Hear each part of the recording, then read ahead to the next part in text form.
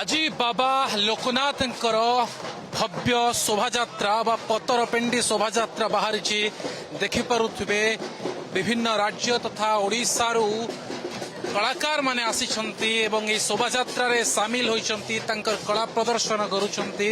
ଅନ୍ୟପଟେ ସପ୍ତର୍ଷି ବସିଛନ୍ତି, ସପ୍ତର୍ଷି ଯାଉଛନ୍ତି ଏବଂ ସଭା ଶେଷରେ ରଥରେ ଆସୁଛନ୍ତି ଯେ ବର ପିତା ଅଛନ୍ତି। ଆଜି ବାବା ଲୋକନାଥଙ୍କର ପତରପେଣ୍ଡି ପର୍ବ ରହିଛି ଏବଂ ଏ ଶୋଭାଯାତ୍ରା ସିଧାସଳଖ ଯିବ କନ୍ୟା ଅନ୍ୱେଷଣରେ ଯାଉଛି ଏବଂ କନ୍ୟା ଅନ୍ୱେଷଣରେ କନ୍ୟା ଘରକୁ ଯିବ ଏବଂ ସେଠାରେ ପତରପେଣ୍ଡି କାର୍ଯ୍ୟକ୍ରମ ହେବ। ପ୍ରତିକ୍ରିୟା ନେବା।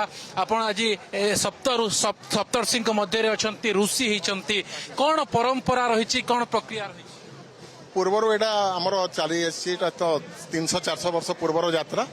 ଏଇଟା ଋଷି ମାନେ ମହାଦେବଙ୍କ ପାଇଁ କନ୍ୟା ଚୟନ କରି ଯାଆନ୍ତି, କନ୍ୟା ଚୟନ କରିବା ପାଇଁ ଯାଆନ୍ତି। କନ୍ୟା ଚୟନ ପ୍ରକ୍ରିୟାରେ ଯେମିତି ଝିଅ ଜନ୍ମ ହେଲେ ଏନ୍ତୁଡ଼ି ଶାଳରୁ ଯେମିତି ସର୍ଗୀ ପତ୍ର ଦେଇ ବିବାହ ସ୍ଥିର କରାଯାଉଥିଲା, ସେଇ ପର୍ବ ଏଇଠି ପାଳନ ହେଉଛି ବା ସେଇ ପର୍ବ ଆଜି ବି ପତରପେଣ୍ଡି ଦେଇ କନ୍ୟା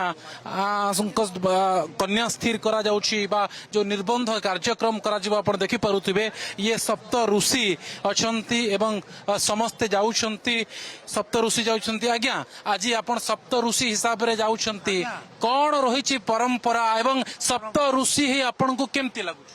ମୁଁ ସପ୍ତ ଋଷି ହେଇକିନା ମତେ ଭାରି ଖୁସି ଲାଗୁଛି। ମୁଁ ଯାଉଛି ଶକ୍ତିଙ୍କୁ ଖୋଜି, ଶିବଙ୍କର ଶକ୍ତିଙ୍କୁ ମୁଁ ଖୋଜିବା ପାଇଁ ଯାଉଛି। ଯେତେ ଦିନ ପର୍ଯ୍ୟନ୍ତ ଶକ୍ତି ନ ଆସିବେ ଏ ସଂସାର ଅକାରଣ ଅଳ୍ପ ବୟସରେ ଛୋଟ ଛୁଆମାନେ ମରୁଛନ୍ତି, ନାନା ରକମ ଆକ୍ସିଡେଣ୍ଟ ନାନା ରକମ ହେଉଛି, ଯେହେତୁ ଶକ୍ତି ନାହିଁ ମନ୍ଦିରରେ। ସେଥିପାଇଁ ଶିବଙ୍କ ସହିତ ଶକ୍ତିଙ୍କର ବିବାହର ହେଲା ପରେ ସେଥିପାଇଁ ତାଙ୍କୁ ଡାକିବା ପାଇଁ ଆମେ ବାହାଘର କରିବା ପାଇଁ ତାଙ୍କୁ ଶିବଙ୍କର ସାଙ୍ଗରେ ବାହାଘର କରିବା ପାଇଁ ଏଟା ତାଙ୍କୁ ଆମେ ନେଇ ଯାଉଛୁ। ତାଙ୍କ ଘରେ ସେ ତ ତପସ୍ୟା କରୁଥିଲେ ବୋଲିକିରି ସେ ତାଙ୍କର ଯାଇକି ରହିଛନ୍ତି ହିମାଳୟରୁ ତପସ୍ୟା କରିକିରି ସେ ଏବେ ଜଣଙ୍କର ଘରେ ଅଛନ୍ତି। ତାଙ୍କ ଘରକୁ ଆମେ ଯାଉଛୁ ରିକ୍ୱେଷ୍ଟ କରି ଯେ ଭାଇ ଆମର ଶକ୍ତିଙ୍କୁ ତୁମେ ମହାଦେବଙ୍କ ସାଙ୍ଗେ ଶିବଙ୍କ ସାଙ୍ଗରେ ବାହାଘର କରିଦିଅନ୍ତୁ। ନିଶ୍ଚିତରେ ଶୁଣୁଥିଲେ କ'ଣ ପ୍ରକ୍ରିୟା ରହିଛି। ପତରପେଣ୍ଡିରେ ଯାଉଛନ୍ତି, ମାତା ପାର୍ବତୀଙ୍କ ଘରକୁ ବା କନ୍ୟା ଅନ୍ୱେଷଣରେ ଯାଉଛନ୍ତି ଏବଂ ତାଙ୍କୁ ସେଠାରେ ଶିବଙ୍କର ଗୁଣଗ୍ରାମ କରାଯିବ ଏବଂ ମାତା ପାର୍ବତୀଙ୍କୁ କନ୍ୟା ରୂପେ ଶିବଙ୍କର ପତ୍ନୀ ରୂପେ ତାଙ୍କୁ ବିବାହ କରିବା ପାଇଁ ମାନେ ନିବେଦନ କରିବେ ଏବଂ ପତ୍ରପେଣ୍ଡି ଦେଇ ନିର୍ବନ୍ଧ ସ୍ଥିର ହେବ ଏବଂ 18 ତାରିଖରେ ଇଏ ଶିବ ପାର୍ବତୀଙ୍କର ଲୋକନାଥ ବାବା ଏବଂ ପାର୍ବତୀଙ୍କର ବିବାହ ହେବ। ଇଏ ଦେଖନ୍ତୁ ରଥ ଏବଂ ରଥରେ ବସିଛନ୍ତି ଯେ ବରପିତା ଅଛନ୍ତି ସିଏ ବସିଛନ୍ତି ଏବଂ ବରପିତା ମଧ୍ୟ ଯାଉଛନ୍ତି।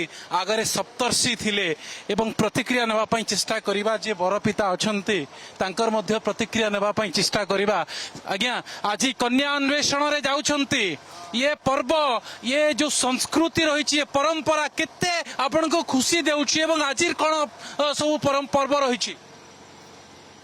ଖୁସି ତ ଏଇଟା ଗୋଟେ ଭାଗ୍ୟର କଥା। ଏଇଟା ଯାର ଭାଗ୍ୟ ଥିସି ସେମାନେ ଏଇଟା କରିପାରୁଛନ୍ତି। ସେମାନେ ଏଇଟା ମୁଁ 7 ନମ୍ବର ବର୍ଷ ମୋର ଏଇଟା କର୍ତ୍ତା ହିସାବରେ ଅଛେ ମୁଇଁ। ବାକି ସବୁ ଭଗବାନଙ୍କ ଇଚ୍ଛା ସବୁ ହଉଛି। ଶୁଣୁଥିଲେ ଇଏ ଯିଏ ବର ପିତା ଥିଲେ ବା ଲୋକନାଥଙ୍କର ପିତା ନିଜେ ରଥରେ ବସିଛନ୍ତି ଏବଂ ଯାଉଛନ୍ତି, କନ୍ୟା ଅନ୍ୱେଷଣରେ ଯାଉଛନ୍ତି, ରଥରେ ଯାଉଛନ୍ତି। ତେବେ ଆଉ କିଛି ସମୟ ପରେ କନ୍ୟା ଘରକୁ ପହଞ୍ଚିବେ ଏବଂ ପତରପେଣ୍ଡି ଯେଉଁ ପର୍ବ ରହିଛି ବା ଯାତ୍ରା ରହିଛି ସିଏ ସମାପନ ହେବ। ସମ୍ବଲପୁରରୁ ଭିଡ଼ିଓ ଜର୍ଣ୍ଣାଲିଷ୍ଟ ସୁବ୍ରତଙ୍କ ସହ ଲିପନ ହୋତା, କନକ ନ୍ୟୁଜ୍।